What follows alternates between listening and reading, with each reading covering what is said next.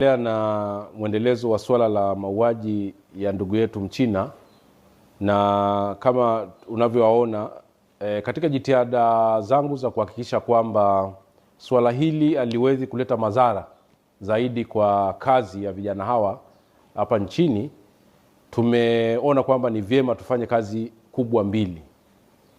Ya kwanza ni kuwapata viongozi wao wa hapa Dar es Salaam ambao ndio wako hapa na watazungumza, alafu ili waweze kueleza kwa kinagaubaga namna gani wamekuwa wakifanya kazi na namna gani wanaweza kuwa sehemu ya kusaidia kuhakikisha kwamba kazi zao zinaendelea kuaminika zaidi kama ilivyokuwa. Lakini jambo la pili, kuona namna gani wanaweza kushirikiana na jeshi la polisi kuhakikisha kama kweli aliyefanya kitendo hicho cha mauaji anatoka kwenye jamii ya hawa walinzi, basi waweze kushirikiana na jeshi la polisi kuhakikisha waliofanya lile tukio wanapatikana. Kwa hiyo kwa kufanya hivyo tutaliacha kundi hili katika mazingira ambayo ni ya kuaminika zaidi katika jamii, lakini kitendo cha mtu mmoja au wawili kinaweza kikabakia kuwa ni cha watu hawa wachache na sio jamii nzima. Ndio lengo la kuhakikisha kwamba swala hili linaendelea kujadiliwa zaidi. Tunasema hivyo kwa sababu hali ya sasa hivi, baada ya kufanya scanning, viongozi hawa wananiambia kwamba hali imezidi kuwa mbaya. Baadhi yao wameanza kusumbuliwa kule makazini, lakini hata mimi leo hii nimezungumza na kamanda wa jeshi la polisi mkoa wa Dar es Salaam ndugu Muliro, na yeye amenihakikishia kwamba hali inazidi kuwa mbaya na trust kwa walinzi hawa wa Kimasai inaendelea kushuka. Watu wengi wameogopa, watu wengi wameshtuka kutokana na kitendo kile ambacho kimetokea katika makampuni ya Mchina. Sasa katika mazingira kama hayo lazima zifanyike jitihada za kuhakikisha kwamba uhalifu unabakia kuwa ni wa mtu mmoja na sio wa jamii nzima. Hilo ndio jambo la msingi. Uhalifu ubakie kuwa ni wa mtu na sio wa jamii nzima. Akiua leo mwanasheria mmoja, wakili, isionekane ni mawakili wote sisi ni wauaji. Hilo ni jambo la msingi. Kwa hiyo ndio maana tunasisitiza kwamba swala hili tulifanyie kazi na hawa watazungumza, na nimemwomba Mheshimiwa Muliro ikiwezekana akutane nao kwenye vikao vyao vya mara kwa mara ambao huwa wanafanya Jumapili.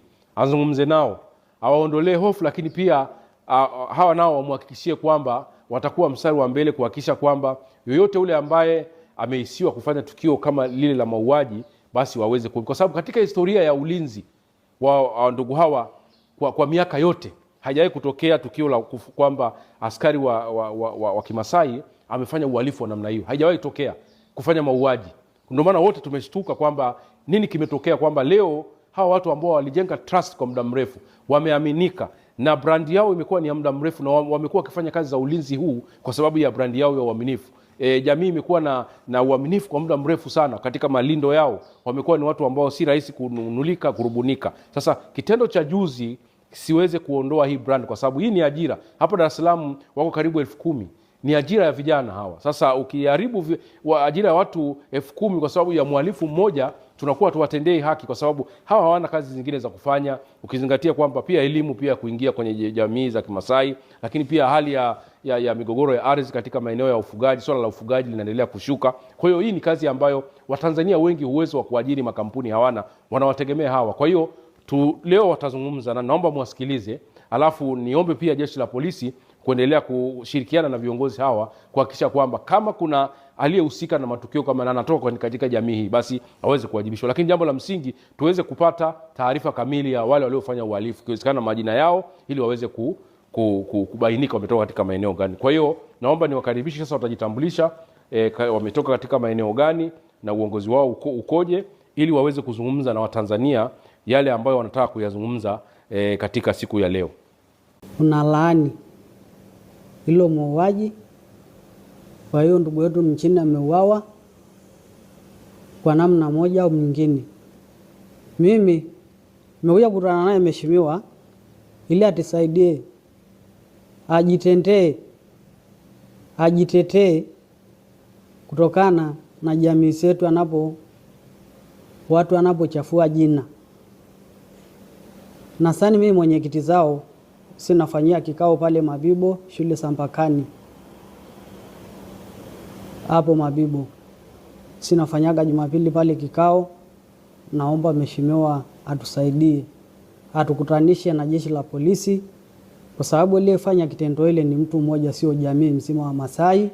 Hii kitendo imefanyika leo jiji la Dar es Salaam. Naweza kufanyika kitu siku nyingine mkoa mwingine, kwa mfano kama Arusha au Tabora au Singida au Mtwara, kwa sababu hapo ni Tanzania. Hamna sehemu ambayo watu wanakukwamisha na kuambia usitembee sehemu fulani au haufai kukaa hapo kwa sababu sio makazi zenu. Nadhani sisi sote kama mimi hapo, mimi msururaji nasunguka, mimi ni machinga. Lakini hao wanaifanya kitendo walinzi na kemea kwa hilo kitendo ambayo imefanyika, kwa sababu kifanyika kitu kimoja, samaki moja kioza wote meoza. Kwa hiyo anaanza leo, kesho nyingine atakuwa mtu mwingine. Sasa mimi kama mwenyekiti zao naomba jeshi la polisi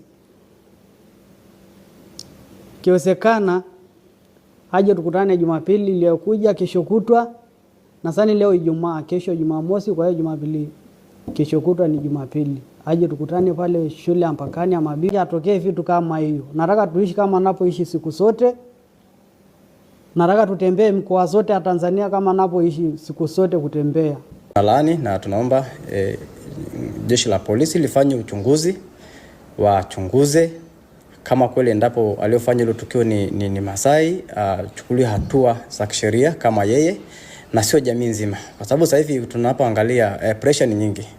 Tunaona kabisa kwamba sasa hivi pressure ni nyingi sana. Tunaitwa wauaji kwa sababu ya mtu mmoja ambaye alidai kwamba ni Masai, na tunaomba kwamba wale pia wanaoajiri, unapomwajiri mtu lazima basi ujue majina, uwe na dhamini wa kujua mtu ametoka wapi.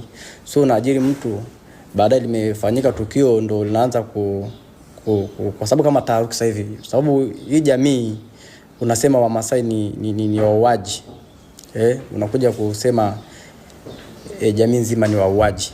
Kwa kweli tunakerwa na hicho kitendo. Kweli kama kuna mtu amefanya hivyo, kwa sababu kwenye kundi lote huwezi kukosa wote mkawa sawa. Tunaomba ngazi zinazoshughulika na uchunguzi wafanye uchunguzi, wapatikane mtuhumiwa, atumiwe yeye kama yeye, lakini sio jamii nzima. Unakuja kusema kwamba wote ni wauaji. Kwa kweli sasa hivi hali sio nzuri. Hali sio nzuri, mtandaoni sio nzuri. Unaona kabisa vilipo vingi vinatumwa, Wamasai wamefanya hivi, Wachina wamefanya Wamasai wamekuwa hivi. Kwa kweli tunashangaa sana. Kwa hiyo tunaomba tumekuja kuzungumza kwa sababu tumeona hali sio nzuri sana. Kiukweli naumia kwa sababu watu wanapopotosha watu. Unapotosha watu kwamba wamefanya matukio kama makubwa kama yale. Majina ya wale watu hatujaona. Naomba uchunguzi endelee, tujue ni kina nani waliofanya hilo tukio. Kwa sababu sisi tunapokutanaga pale, tunafanya kikao zetu ya kusaidiana, kuelimishana. Hatujawahi, mimi sio kusikia Masai aliua tangu nimekuwa. Yaani tangu sijawahi kuona masikia Masai ameua kwenye lindo, amekata mtu ameua kwa sababu ya hela. Sijawahi, ndio mara yangu ya kwanza kusikia mtu Masai aliua. Na kama kweli ipo, uchunguzi tufanyike, tujue ni nani aliyefanya hilo tukio. Na kama kuna wanaotaka ushirikiano kwamba kama kweli kuna wewe, tunasaidiana na ngazi za polisi waje tunashirikiana, tunasaidia kama kweli wapo tutasaidia. Kwa hiyo tunaona kabisa kwamba hii tumeshaharibiwa majina. Kwa sababu sasa hivi kuaminika tena hamna. Nasema Masai sasa hivi hawezi, kwa sababu kama umeua mtu, yani hata barabarani unapotembea unaitwa muuaji. Unatembea barabarani unaitwa wewe Masai, wewe ni muuaji. Ni kitendo ambacho kidogo kweli inaona kabisa kwamba inaweza kusababisha vitu vingine, kwa sababu mtu unaponiita mimi muuaji, inaweza tukatofautiana kiukweli. Kwa hiyo tunaomba ushirikiano na sehemu husika, tushirikiane, atumie mtu kama uchunguzi unafanya achukulie hatua ile aliyofanya tukio, na sio wote. Tunaomba Wamasai wote waliopo Dar es Salaam yote, tuna mkutano Jumapili Mabibo. Msiogope, tupo na ushirikiano wa polisi. tumeshaongea na mkuu wa polisi, Jumapili tupo naye. Kwa hiyo tunawatoa hofu kila mtu, Masai wote, tunaomba wote tuingieni siku hiyo wote, ili tuende tujue wote.